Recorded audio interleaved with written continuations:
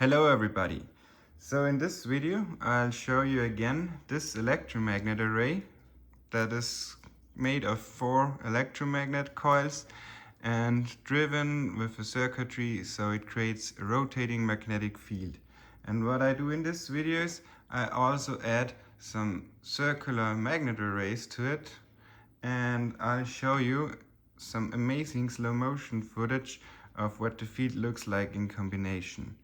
So first off, let me just show you with this field viewer here, when I turn it up, the rotating magnetic field in action. This is some footage that is already better than in the last video and what you saw. You also get some slow-mo footage, and yeah. The first thing I want to show you in this video is when I combine it with a circular array like this, where all poles are facing in the same direction. Okay, so here we have all south poles facing to the center, and let me just attach this circular magnet array on the bottom to this electromagnet array here. Then I put my color gradient magnetic viewing film on top, and I'll just turn it up. Right now I'm driving the coils at the frequency of 5 Hertz,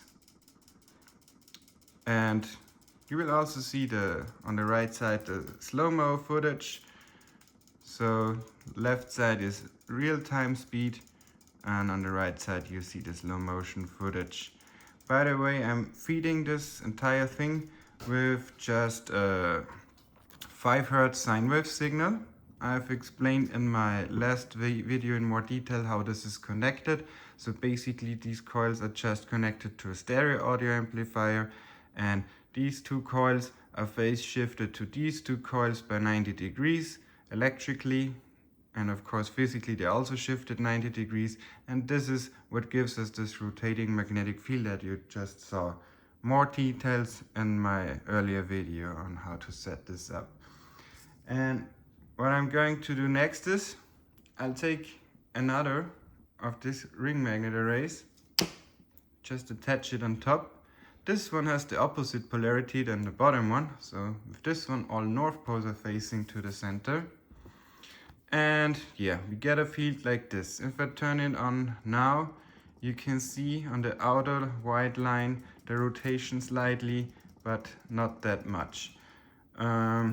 What is more interesting when I show you this is when I just put it to the side like this and take my field viewer on top of here and then turn it on. And you can already see this white line in the center, the inertial plane or block wall is shifting up and down. And on the right side you can see the slow-mo footage of it even better with the holographic field viewer, which is just a color gradient viewing film with an LED strip around it, similar to a ferrocell. You also see the ferrocell footage, and you can then clearly see how the inertial plane or block wall is shifting up and down, even though we just get a rotational movement in this direction, which is, I think, a really interesting phenomenon. What I'm going to do next is I'll remove these two circular arrays, and I will take another circular array, which is a Halbach array, a circular one, as you can see here. We got the strong side here on this side and the weak side on the other side. Let me just show you this quickly with the field viewer. The left side we got the weak side, on the right side the strong side. Of course we are attaching the strong side to the electromagnet array like this. And if I just put my field viewer on top of here, you can see the field extends out beyond the electromagnet array. This is of course because the iron cores of the electromagnets are magnetized as well. And when I turn on the electromagnet array, you will see something interesting, because as you can already see, we got south-south, north-north here. So we have 4 poles already, the same as we have these 4 magnets. or electromagnets. If I turn them on, they will actually fight against the permanent magnet's field, and this is what this looks like. As you can already see, if I remove the viewing film, you can see the fight of these two fields will actually try to shift them physically against from each other, so I have to hold them with my hand so they stop dancing like this. And I can give you a better view with the viewing film like this, hopefully. Yeah. You can also see it in the slow-mo footage even better, again with the color gradient magnetic viewing film and also with the ferrocell. And I think this is some really interesting effect.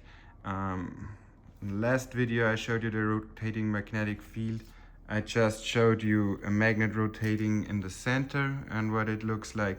And yeah, this time I'm not adding anything to the center, so we have no moving or rotating magnets. So all the magnets are actually in a standstill position. And still the field is rotating or moving like crazy. What I'm going to do next is I'm taking another of these Halbach arrays, as you can see, and putting it on top also with the strong side facing towards the electromagnet array.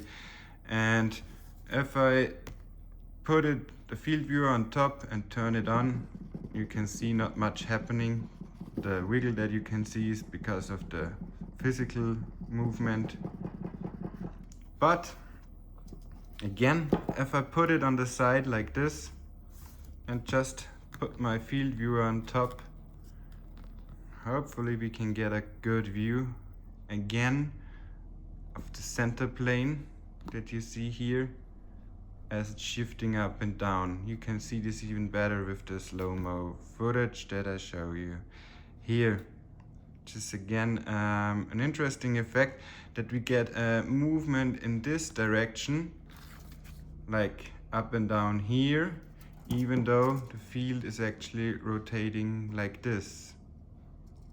And this is the same with both circular magnet array configuration, no matter if it's a Halbach configuration or just a regular ring magnet configuration with all poles facing to the center. And now I'll show you also something interesting that I haven't shown you in a video before. Is up until now I only applied sine wave signals, okay? But I figured out I could also do this with square wave signals and get some more interesting effects. So what I'm going to do next is I'll add this ring magnet array with all poles facing to the center, or all same poles facing to the center, again underneath here. And then instead of a sine wave signal, I'm using a square wave signal, okay? Putting the field viewer on top, and watch what happens when I turn it on, also at the frequency of 5 Hertz. I don't have to give it much power. You can see the array is shaking more violently than with the sine wave signal. And yeah, in the slow motion you can see a drastic difference in comparison to the sine wave signal of what the field looks like. We have more rapid, let's say, expansion and collapse of the field. And now let me show you the same with the circular Halbach array. Again, underneath the field viewer, this is what it looks like. But now with a square wave signal.